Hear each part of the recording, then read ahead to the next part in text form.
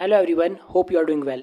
तो इस वीडियो में मैं बात करने वाला हूँ नीट के लिए लास्ट 45 डेज़ में किस तरह से इफेक्टिव रिवीजन हम कर पाए ताकि हमारा अच्छा स्कोर आए नीट 2025 में।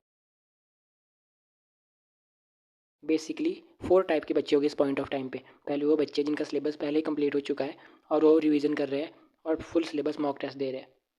दूसरे टाइप के बच्चे वो होंगे जिनका सिलेबस जस्ट अभी कंप्लीट हुआ है और अभी से रिवीजन करना स्टार्ट कर रहे हैं। तीसरे टाइप के बच्चे वो होंगे जिनका थोड़ा सा सिलेबस बचा है, 80% के आसपास हो गया है, 90% के आसपास हो गया है और इसके बाद वो फुल सिलेबस मॉक टेस्ट देना शुरू करेंगे या फिर ऑलरेडी दे भी रहे हैं साथ में और थोड़ा सा सिलेबस बचा है। और तीसरे टाइप के बच्चे वो होंगे जिनका सिलेबस रहा है, काफ़ी रहा है, और वो किस तरह से इफेक्टिव रिवीजन करे और कैसे सिलेबस को मैनेज करे। तो ये वीडियो होने वाली है सब बच्चों के लिए। तो मैंने कुछ पॉइंट्स लिखे हैं ताकि मैं ठीक से एक्सप्लेन कर पाऊँ सबको कि किस तरह से क्या करना है। देखो, सबसे पहली चीज़ इस बात का ध्यान रखना, जब भी तुम फुल सिलेबस टेस्ट देना शुरू करोगे इनिशियली तुम्हारा स्कोर कम ही आएगा, क्योंकि क्योंकि तुमने चीज़ें रिवाइज़ नहीं की है बहुत सारी। और जब जैसे ही तुम चीज़ें रिवाइज़ कर लोगे तुम्हारा स्कोर इंप्रूव हो जाएगा अपने आप। तो इस वक्त टेंशन लेने की बिल्कुल भी ज़रूरत नहीं है अगर तुम्हारा स्कोर कम भी आ रहा है, जितना भी कम आ रहा है, क्योंकि तुम्हें पता है कि तुमने रिवीजन नहीं किया अभी। तुम्हारा स्कोर कम आ रहा है तो बिल्कुल टेंशन लेने की बात नहीं है, तुम्हारा स्कोर इंप्रूव होगा बस जब तुम सारी चीज़ें रिवाइज़ कर लोगे। ठीक है, जिनका सिलेबस जस्ट अभी कंप्लीट हुआ है वो सुनो। 20 मार्च टू 1 अप्रैल एक revision, 1 April to 15 April second revision, and 15 April to 25 April third revision, and 25 April to 3 मई ये लास्ट के दिन है जब तुम्हें इफेक्टिवली सब कुछ रिवाइज करना है। कि एक फिर से एनसीईआरटी की एक लाइन पढ़नी है लास्ट के 10 डेज़ में या फिर 7 डेज़ में। ये करोगे तुम। तो अभी सुनो तुम्हें कैसे रिवाइज करना है।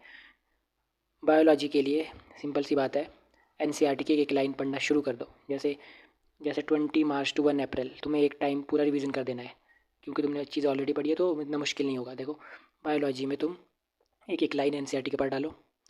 बस पहले 11th से शुरू करो या फिर 12th से शुरू करो, जहाँ से तुमने शुरू करना है। डे वाइज भी डिस्ट्रीब्यूट कर दो कि हाँ आज मैं ये 3 चैप्टर करूँगा एटलीस्ट बायोलॉजी के, और 5 अगर इस दिन ये 5 छोटे छोटे चैप्टर कर दूंगा। तो इस तरह से तुम्हें ट्राई करना है कि पहले, या फिर ऐसा भी कर सकते हो तुम, जैसे 20 मार्च टू 1 अप्रैल मैं बोल रहा हूँ कि एक रिवीजन तुम्हारा कंप्लीट हो जाना चाहिए अगर तुम्हारा सिलेबस कंप्लीट हो चुका है। तो तुम ऐसा भी कर सकते हो कि 20 मार्च टू 5 अप्रैल तक ले जाओ इसको, कि मेरा ताकि ठीक से सब कुछ रिवीजन हो जाए मेरा। ठीक है, तो फुल सिलेबस टेस्ट तुम्हें हर रोज़ दे सकते हो या फिर हर अल्टरनेट डेज़ में तुम फुल सिलेबस टेस्ट दे सकते हो, ये कर सकते हो।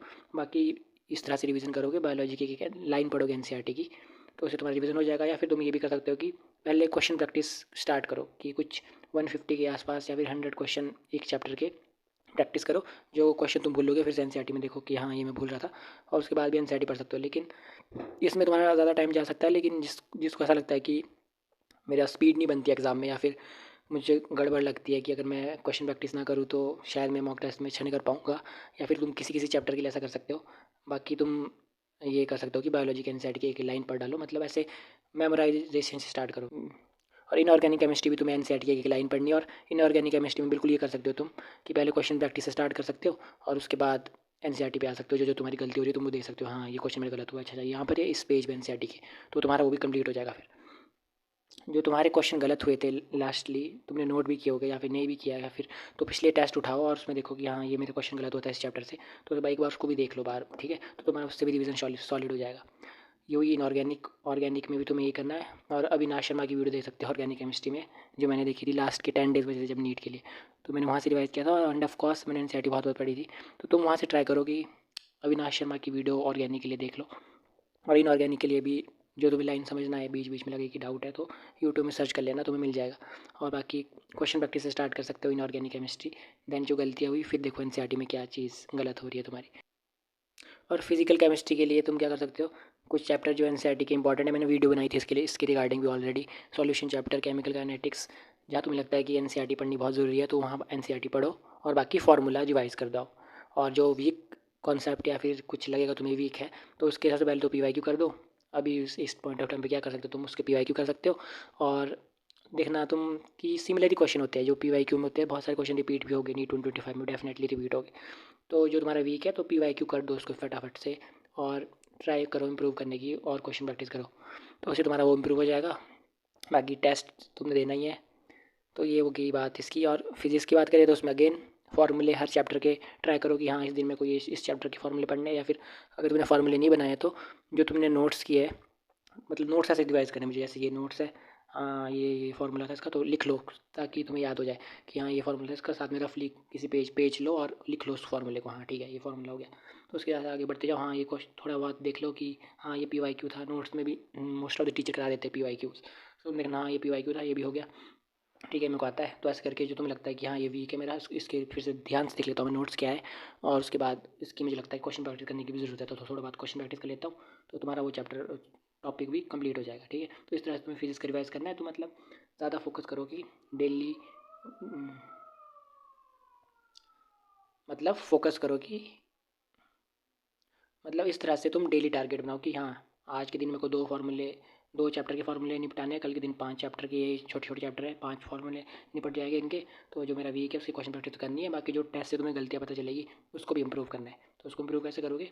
अगेन क्वेश्चन प्रैक्टिस कर सकते हो या फिर देख सकते हो नोट्स में, अरे हाँ अरे यार ये तो मुझसे गलत हो गया, ऐसे करना था इस क्वेश्चन को। तो इस तरह से तुम चलोगे आगे। ये भी फिजिक्स की बात भी होगी अपनी, केमिस्ट्री की बात भी होगी और बायोलॉजी की बात भी होगी कि NCERT किस तरह से पढ़नी है एक एक लाइन। तो ये था 20 मार्च to 1 अप्रैल। इतना सब चीज़ें ऐसे कहाँ कहाँ कर पाओगे तुम, लेकिन फिर भी ट्राई करना कि एटलीस्ट तुम्हारा इतना हो जाएगा। टारगेट बड़ा रखोगे तो ज़रूर होने के चांसेस है। बाकी टेस्ट हर अल्टरनेट डेज में दो या फिर हर रोज़ ही दे दो।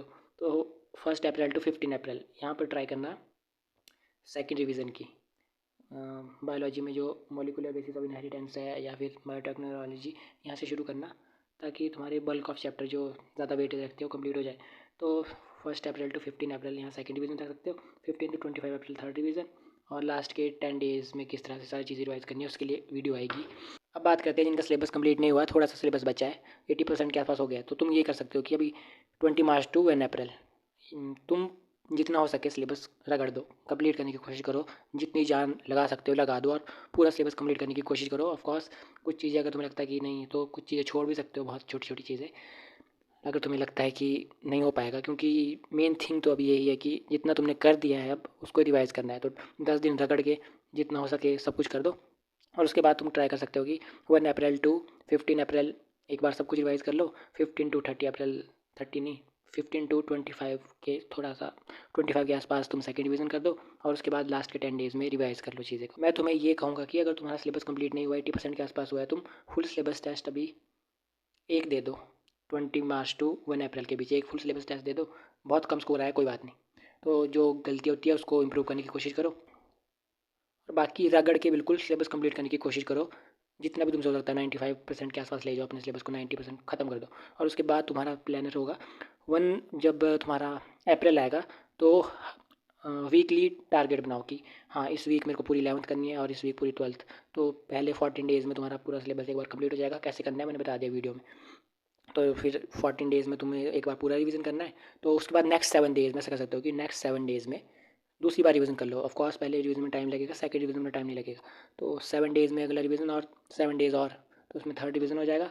और उसके बाद जब नीट के लिए, या फिर ऐसा कर सकते हो और उसके बाद नीट के लिए जब 10 डेज़ या 7 डेज़ बचे होंगे तो तुम्हें सब कुछ रिवाइज कर देना है फिर से एक बार।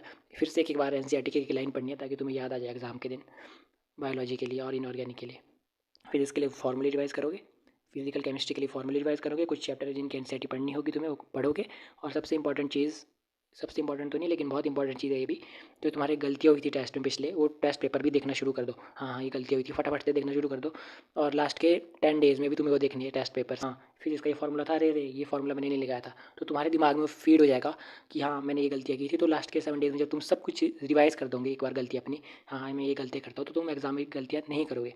तो अभी से ये भी प्लानर बनाओ कि ठीक है आज 20 मार्च है, कल 21 मार्च है, तो 21 मार्च को मैं प्लानर बना रहा हूँ कि मैं अपने पिछले 2 टेस्ट की गलतियाँ रिवाइज़ करूँगा अभी। और 22 मार्च को मेरा प्लान है कि मैं ये जो हमारा टेस्ट हुआ था मेजर टेस्ट या माइनर टेस्ट 3 और 4, इसकी गलतियाँ रिवाइज़ करूँगा। तो ऐसे करके तुम अपने टेस्ट को भी डिवाइड कर दो कि किस किस टेस्ट की तुम्हें कितनी गलतियाँ रिवाइज़ करनी है। तो वो तुम्हारा अलग से हो जाएगा, मतलब उसमें ज़्यादा टाइम नहीं लेना, देख लेना कि हाँ ये गलती हुई थी मेरे से। बाकी जो वीक चैप्टर्स है या फिर वीक चीज़ें हैं तुम उसका तुम्हें बता दिया कि PYQ वाइज कैसे स्टडी करना है तुम्हें, PYQ को प्रायोरिटाइज करके पढ़ना है। तो एटलीस्ट तुम जो आसान क्वेश्चन है नीट 25 में उसको बना दोगे इससे किस्मत अच्छी रही तो। अब बात आती है उन बच्चों की जिनका सिलेबस कंप्लीट नहीं हुआ है, बहुत कम सिलेबस कंप्लीट हुआ है, 50% से कम सिलेबस कंप्लीट हुआ है। तो देखो यार, तो इस पॉइंट ऑफ टाइम पे मैं ये नहीं कहूँगा कि तुम बिल्कुल 650 600 प्लस आराम से ला लोगे, नहीं, क्योंकि अब टाइम बहुत कम है 2025 में। तो तुम क्या करो, जितना भी तुम्हारा सिलेबस हो चुका है अभी 10 डेज़ और लगा लो और सिलेबस कंप्लीट कर लो जितना भी हो सकता है। 50% पे 60 65 पे पहुँच जाओ। जो तुम्हें लगता है कि एक चैप्टर में कर सकता हूँ, लेक्चर देख लूँ उसके, तो वो कर लो, ठीक है। बाकी लास्ट के 1 मंथ में फुल सिलेबस टेस्ट दे दो, और जितना हो सके गलतियाँ रिवीजन जो गलतियाँ कर रहे हो, जो चैप्टर तुमने पढ़ लिया उनसे एटलीस्ट उनको इम्प्रूव करने की कोशिश करो। और तुम्हारा टारगेट अगर है कि नीट 2026 की तैयारी करनी है, तो तुम्हें बहुत हेल्पफुल रहेगा वो चीज़ें, जो इस साल का एक्सपीरियंस है वो अगले साल भी काम आएगा। तो इस तरह से तुम अपना शेड्यूल डिज़ाइन कर सकते हो। तो ये रही बात सब बच्चों की, मैंने इंक्लूड कर दिए। तो इस तरह से तुम्हें रिवीजन का प्लान बनाना है। बाकी टारगेट्स तो तुम्हें खुद ही बनाने हैं कि आज मेरे को ये चैप्टर करने हैं। बाकी तुम्हें खुद पता है तुम्हारी वीक एरिया कौन से स्ट्रॉन्ग एरिया है, कौन सा तुम्हें रिवीजन करने में कम टाइम लगेगा, कौन सा तुम्हें रिवीजन करने में ज़्यादा टाइम लगेगा। तो उसके अकॉर्डिंग टाइम मैनेज तुम्हें ही करना है। और मैं ये कुछ नहीं बोलने वाला कि 0 से सीधा 600 700 कुछ आ जाएगा। अब ऐसा नहीं है। जो तुमने पढ़ा है वो तुम्हें रिवीजन करना पड़ेगा, और जो तुम्हारा सिलेबस बचा है उससे कंप्लीट करने की कोशिश करो फटाफट, जैसा मैंने इस वीडियो में बताया। तो ठीक है, फिर मिलते हैं अगली वीडियो में। आई होप तुम अपना बेस्ट दो, और बिल्कुल भी टेंशन लेने की कोई ज़रूरत नहीं है। अच्छे से अपनी मेहनत करते रहो, सब कुछ अच्छा ही होगा। All the very best.